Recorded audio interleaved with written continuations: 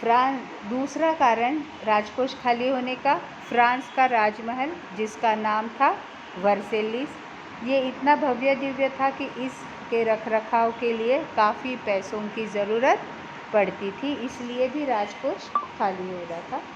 तीसरा, अमेरिका की मदद के वक्त जिन लोगों ने सरकार को लोन दिया था वो अब 10% ज़्यादा ब्याज की मांग करने लगे और ये सारे कर्जे का बोझ अकेले सरकार को ही वहन करना था। चौथा, खर्चे चलाने के लिए, किसके खर्चे?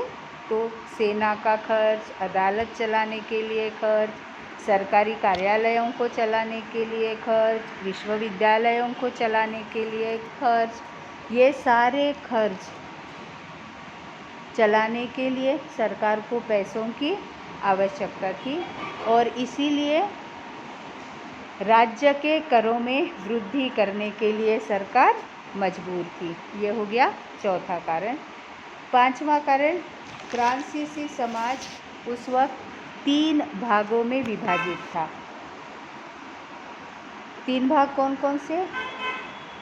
First state, second state and third state. और इसमें जो तीसरे वर्ग के सदस्य थे यानी थर्ड स्टेट के जो सदस्य थे वही सिर्फ करों का भुगतान करते थे।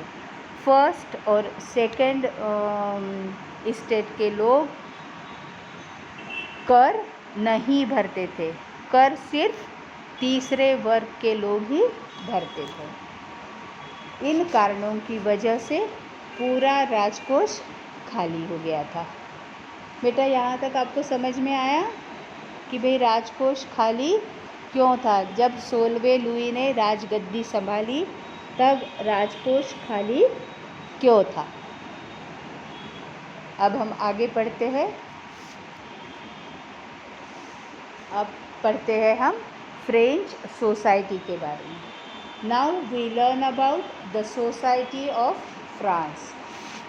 The Society of France means Society of States, was part of the feudal system. Feudal system consisted of the granting of land for return for military services. In feudal system, a peasant or worker received a piece of land in return for serving a lord or king, especially during times of war. अब हम France के समाज के बारे में सीखते हैं। France का समाज सामंती व्यवस्था का हिस्सा था। सामंती व्यवस्था का ही दूसरा नाम है ज़मींदारी व्यवस्था। सामंती व्यवस्था को ही दूसरे शब्दों में हम कहते हैं ज़मींदारी व्यवस्था। इस व्यवस्था में भूमि का अनुदान शामिल था। अब भूमि का अनुदान मतलब क्या? तो जो ज़मींदार थे वो अपने ज़मीन का कुछ हिस्सा, ज़मीन का टुकड़ा किसानों को देते थे और उसके बदले में किसानों को सेना में अपनी सेवाएं देने पड़ती थी। विशेषतः जब राजा की सेना किसी दुश्मन के साथ लड़ रही हो तब इन किसानों को अपनी सेवाएं राजा को देनी पड़ती थी। दूसरे शब्दों में मैं आपको समझाऊं तो सामंती व्यवस्था में हम कह सकते हैं कि सामंती व्यवस्था में ये जो सामंत या ज़मींदार हुआ करते थे उनके पास अपनी खुद की सेना होती थी और जब कभी राजा पे या राज्य पे कोई दुश्मन हमला करता था तो राजा की सेना के साथ साथ ये ज़मींदारों की सेना भी राजा की मदद के लिए भेजी जाती थी और अगर राजा जीत गया तो खुश होकर बड़ी बड़ी ज़मीनें इनाम के तौर पे इन ज़मींदारों को देता था, जिससे ज़मींदारों के पास बहुत ज़्यादा ज़मीन हो गई थी और इसी ज़मीन में से वो किसानों को कुछ हिस्सा खेती के लिए देते थे और उसके बदले में किसानों को राजा को युद्ध के समय सेवाएं देनी पड़ती थी। समझ में आया बेटा? देखो अब आपको चित्र में दिख रहा है कि उस वक्त का फ्रांसीसी समाज कितने भागों में बटा हुआ था, तो देखते हैं हम। Now in English, the society of France was divided into three parts: first estate, second estate and third estate. First estate, clergy. Clergy means in first state people who work in the church, and in another word the people who served church are known as clergy. Second state, nobility. Nobility means in second state the people included they were king and government officers, ministers, and these people were called nobility, and they form the second state. And the third state, now in the picture you have seen third estate. First, big businessmen, merchants, court officials, lawyers, etc. Then peasants and artisans. Third, small peasants, landless labor and servants.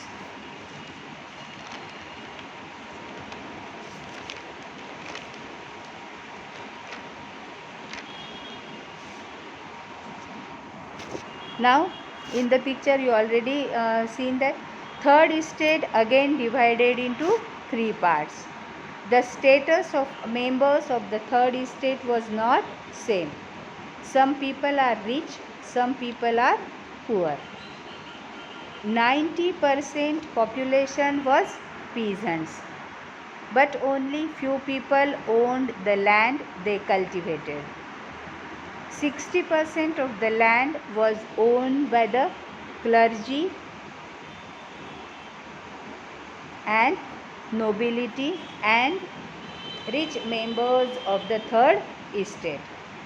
The members of first estate and second estate enjoyed certain privileges by birth. Here the meaning of privileges means special rights, and Hindi we called it as Visheshadhikar.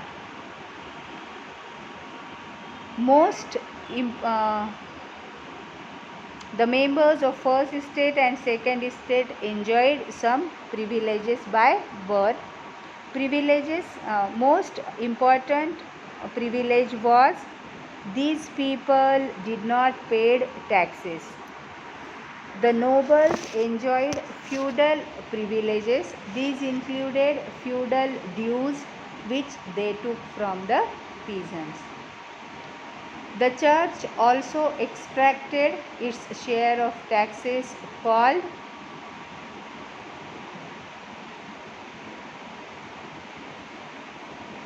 tithes from the peasants, and a direct tax called tally, and indirect taxes on the articles of daily use like salt was paid by the members of the third estate alone.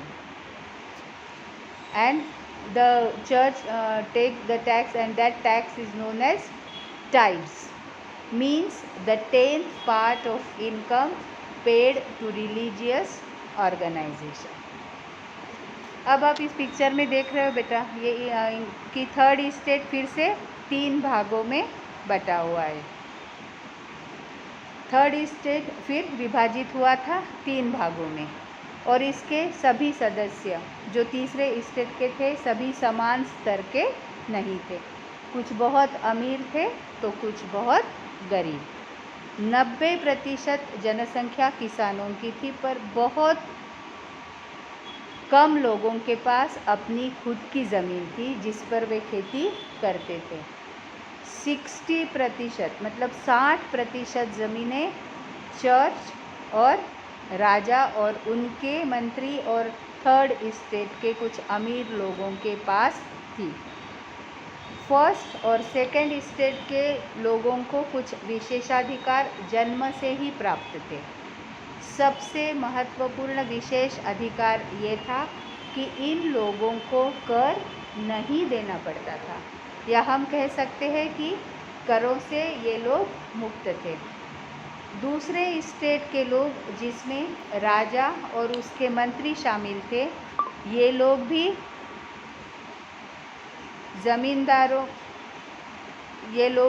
ज़मींदारों के विशेषाधिकारों का आनंद लिया करते थे, जिसमें ज़मींदारों को जो पैसा देना पड़ता था वो पैसा भी ज़मींदार किसानों का शोषण करके किसानों से ही लेते थे। चर्च भी किसानों से अपने हिस्से का कर लेते थे, जिसको कहा जाता था टाइट्स। हिंदी में हम उसको दशमांश कहते हैं, मतलब अपनी आय का 10वां हिस्सा कर के रूप में धार्मिक संस्था को देना, जो कि फ्रांस में था चर्च। फ्रांस में प्रत्यक्ष कर, जिसे कहा जाता था टेली, जो कि दैनंदिन जीवन में लगने वाली चीज़ों पर लगता था। उदाहरण के लिए जैसे नमक। और ये जो कर लगता था, ये कर कौन देता था?